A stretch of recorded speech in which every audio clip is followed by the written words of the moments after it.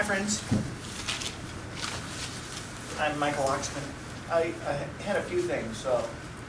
This last one on the CSO, there's an error in the EIS for CSOs. I've been volunteering up in the natural area in Mapes Creek. So one of the CSOs is the Daylight Mapes Creek at the mouth where it enters Lake Washington. And they say that no appreciable reduction in runoff can occur there.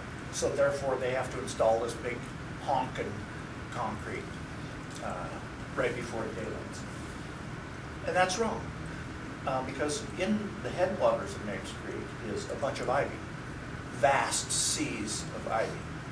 So I went to the SDU people and said, well, why don't you plant some trees? Here you got $2 million worth of concrete. How about planting a few trees in the headwaters? And they said, no, we're just into the concrete. And I go, well, you know, the city has a policy that says that all capital projects require planting of trees. And they said, oh, we're satisfying that. We're planting trees. Right where we're ripping out all these trees, we're going to replant. So here's what you guys could do. You could say that all capital projects require a net increase of canopy in tree planting projects. There you go. They're lowballing you, so you go highball them right back. Okay, there's another project at the Seattle Times building. It's for sale. There's a 105-foot square of private park trees, 46-inch diameter conifer trees that are about 75 years old. And that's at the corner of Fairview and John. And the Seattle Times building is bailing. It's for sale. It's $40 million. Just the park portion is $13 million. So are you guys going to let this land slip away? I mean,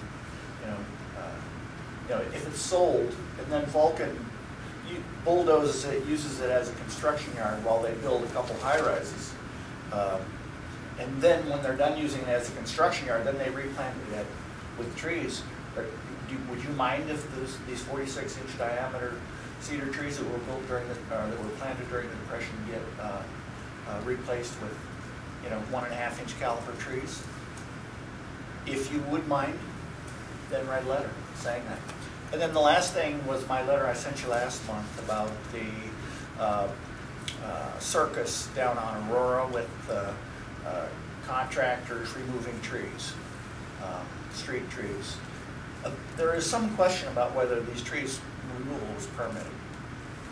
Okay, so where is the permit?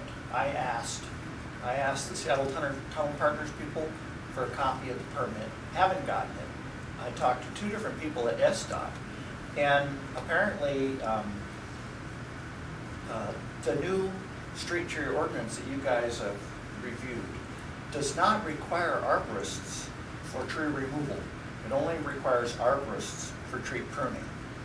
That completely slipped by me. I'm wondering if you guys noticed that.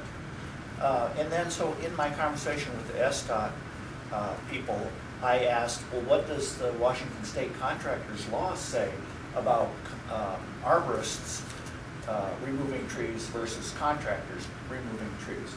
And the answer was, we don't know down at SDOT. So the SDOT arborists don't know what Washington State law says about what the criteria are for contractors being allowed to remove trees. So if this street tree ordinance goes forward, then that means that Joe Blow Roofing Company can still cut down trees in the city.